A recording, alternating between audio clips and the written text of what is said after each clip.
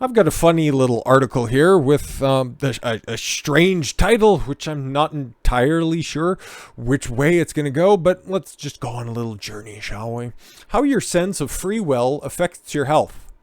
Huh. Interesting. I'm a big advocate for free will, mostly because I think that whole concept of destiny or preordained existence just kind of seems ridiculous, but let's just see what we got here.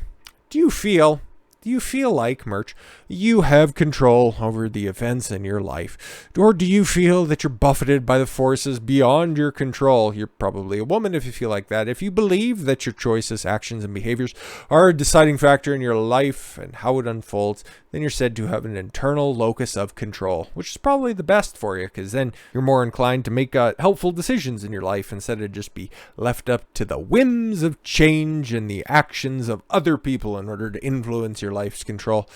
But if you believe that your life is decided by factors outside of your control, like you're a pawn in somebody else's game or just a player in somebody else's play, well, you're considered to have an external locus of control. Of course, most people have the combination of both perceptions. Or you could just be an internal locus of control extremist like me. They say that they have free will and abilities, but also that luck is for idiots, and actions of others have a great influence on their lives. Yeah, and even if it's the actions of somebody else, you're responsible for your reaction to that. So, yeah. One danger is believing too strongly that your life is run by outside factors, and that when things don't go well, you can attribute blame to others and abdicate responsibility, such as blaming a teacher for a bad grade on the paper. No, it's just you're illiterate and stupid. Increasingly, medical research is linking the internal locus of control to improved mental and physical health. Yay! A feel like of having some control over your life, sometimes called self-efficacy. It has been shown to help people who are suffering from migraines, diabetes, kidney disease, epilepsy, HIV, wait, what? Parkinson's disease, cancer, depression, chronic pain, cocaine addiction. What? I have an internal locus of control, but I have a severe cocaine addiction. What is going on here?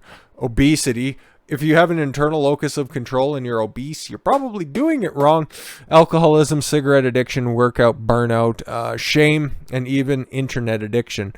Okay, an internal locus of control. Belief in one's own ability to navigate life has even been found to help people cope with living in high crime neighborhoods. Yeah, I think Grand Prairie is like the 5th most violent city in the entire country of Canada, which is probably still about as safe as like small town Nebraska. But no, hey, all things considered, comparing it with other comparables, it has been correlated to the willingness to pursue preventative health care measures such as mammograms. No, I think everything's all on the up and up. Participating in recycling behavior. Yeah, simple enough. And even with improved performance in college football. What? Man, they're just grasping at straws on this one. Serious disease and internal locus of control. Certain health problems can threaten our feelings of control and self-efficacy.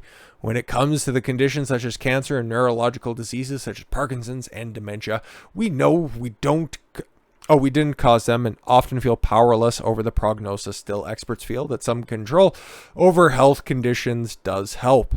Yeah, exactly. Know that there are either ways to mitigate the condition. Okay, try to overcome it or even just regulate it as best as you can. In a 2022 article in the journal Patient Preference and Adherence, patients with metastatic prostate cancer experienced greater internal locus of control when they were involved in treatment making decision, and their healthcare providers used patient-friendly language. Oh yeah, that totally makes sense. Obesity and locus of control. This is where it's going to get fun. One of the areas feeling of powerlessness are rampant in obesity. Many people carrying excess weight say that they can't lose weight because they're just born that way and they're big boned. Yeah, as a guy who's 6.5 feet tall with shoulders that sometimes fit in frame, I do like to move around from time to time. I could say that I'm big boned. The first video that was ever published on the channel showed me at nearly 4 bills. At the age of 16, I could have just, lumped myself into that line of thinking, I was born that way. I didn't know any better when I was growing up. That argument holds significantly less water when, you're 32 years old and you're still 4 bills, as opposed to being about 2 1/4. I'm still big boned by the fact that, yes, I'm 6.5 feet tall and my wingspan is about 7 feet. Okay. I'm big boned by the virtue of being tall, but that's no reason to be grotesque. 2018 study in the Internal Journal of Research and Analytic Reviews notes that adolescents who have an external rather than internal locus of control believe external forces make them eat and have higher levels of cortisol, very likely also affecting their long-term health, example, developing obesity and being overweight.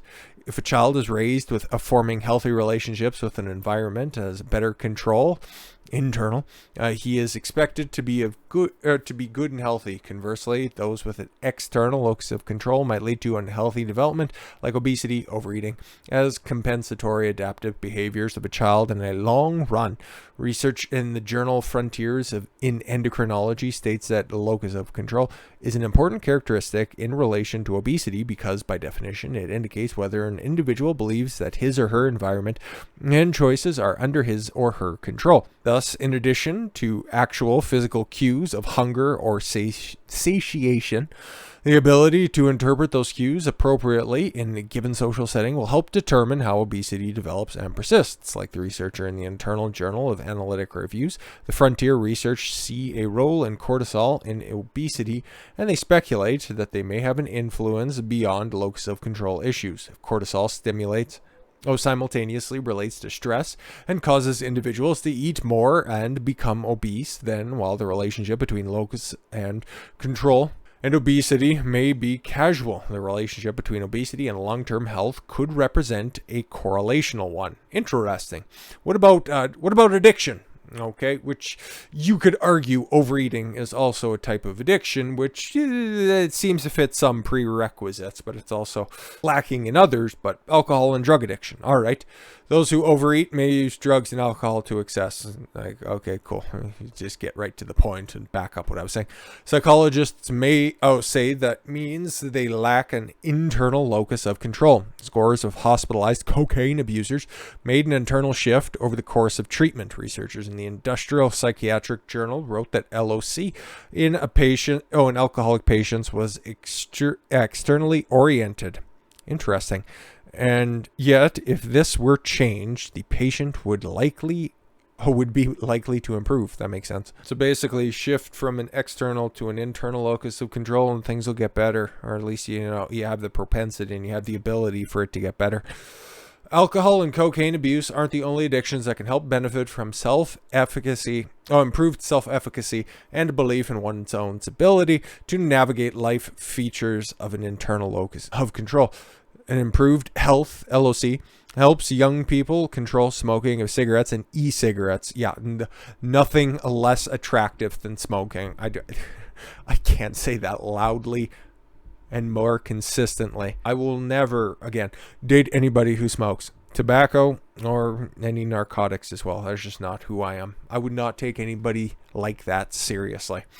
According to an article in the journal Toxics, interesting journal, the newly recognized disorder of internet addiction, that just sounds like such a cop-out, stems from an external rather than internal locus of control. That just sounds like a blame game issue. A strong or weak internal locus of control is a factor in how well people have taken predictive testing that indicates they'll develop inherited dementia cope. Interesting. Researchers in the journal Alzheimer's Disease and Associated Disorders, as similar to a God control seen in some recovering alcoholics, a spiritual health locus of control, what is going on, was correlated with higher odds of life satisfaction in African Americans who survived breast cancer. What are we doing here?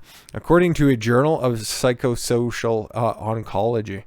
Again, the feeling that one isn't in control of one's own circumstances and replaced by the control of spiritual benefits. That was a wild ride of a paragraph in and of itself. Finally, external versus internal LoC can affect work stress, researchers wrote. Those who have an external locus of control feel stress in environments characterized by loss of structure, whereas internal do well with less structure and more autonomy. Woohoo! So in conclusion, certainly there are many aspects of life that aren't under our control or even of our choosing. However, research suggests that feeling of some mastery over our circumstances, whether shared decision making with medical providers, identify new personal strengths, or spiritual faith, makes a positive contribution to our overall health. Long and short of it is, yeah, okay, if you have the ability to control it, take advantage, take responsibility, take action where you can.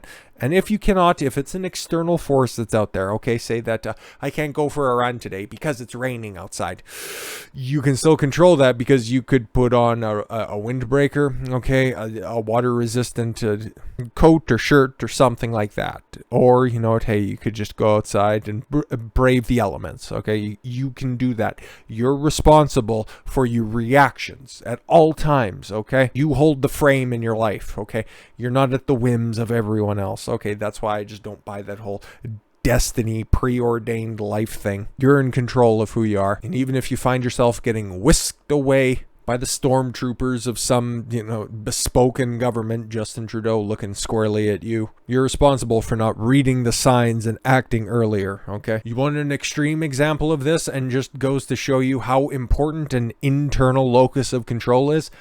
Viktor Frankl's Man's Search for Meaning. A man, okay, who was in Auschwitz, survived, lost his parents, lost his wife, lost his children, and still continued on for decades after he was released and liberated, okay? He found the meaning for life, and he continued to move on because of it. Act more like Frankl and less like, there's so many examples that are out there, okay? The people who are at the whims of society and then at external factors. These are the people that still rely on motivation. Oh, I'm 500 pounds because I haven't found motivation.